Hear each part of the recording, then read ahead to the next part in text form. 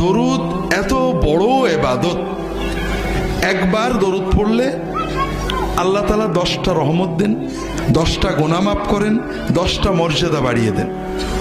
আল্লাহর ফেরেশতারা দোয়া করে, আল্লাহর রাসূল সাল্লাল্লাহু আলাইহি ওয়াসাল্লামের কাছে দরুদ পৌঁছে দেওয়া হয়, পৌঁছানোর সময় আমার নাম আমার বাবার নাম বলা হয়। এরপরে নবীজি সাল্লাল্লাহু আলাইহি ওয়াসাল্লাম নিজে দোয়া করেন, সালাম দিলে সালামের জবাব দিয়ে দেন। যে বেশি বেশি দরুদ পড়বে আল্লাহ তাআলা তার আরো কিছু মর্যাদা দেবেন। 1 নম্বর, তার দুনিয়ার টেনশন, মনের কষ্ট দূর করে দেবেন। 2 নম্বর, তার দোয়া কবুল করবেন। 3 নম্বর, আখিরাতে সে রাসূলুল্লাহ সাল্লাল্লাহু আলাইহি ওয়াসাল্লামের শাফাআত পাওয়ার বেশি যোগ্যতা অর্জন করবে। তাহলে আমরা দরুদ পড়লাম, একবারই পড়ি। এখন কথা হলো কোন দরুদ পড়বো, ঠিক না?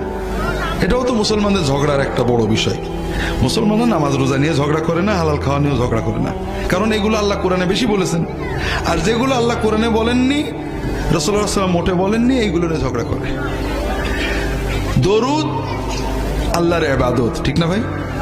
তবে এটা আল্লাহর কাছে চাওয়া। আপনি যদি না পারেন এমনিই বলেন আল্লাহুম্মা সাল্লি আলা মুহাম্মাদ, এটাও দরুদ। আল্লাহুম্মা সাল্লি আলা মুহাম্মাদিন ওয়া আলিহি ওয়া সাল্লিম, এটাও দরুদ এবং সালাম। তবে রাসূলুল্লাহ সাল্লাল্লাহু আলাইহি ওয়াসাল্লাম যেটা শিখিয়েছেন সেটা উত্তম।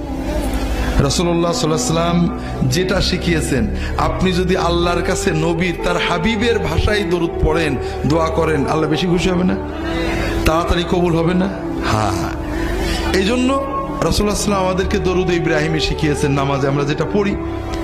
এছাড়াও ছোট ছোট দরুদ আছে, আমার রাহে বিলায়াতে অনেকগুলো দরুদের সুন্নত দরুদ আছে, পড়তে পারেন। যে কোনো দরুদ আপনি একবার পড়লেন, এখনো শেষ হয়নি, আপনি আল্লাহর জিকির করলেন আজানের সাথে, নবীর দরুদ পড়লেন। রাসূলুল্লাহ সাল্লাল্লাহু আলাইহি ওয়াসাল্লাম বলছেন, সুম্মা সাল্লু আলাইয়া, তোমরা আমার উপরে আজানের পরে দরুদ পড়বে।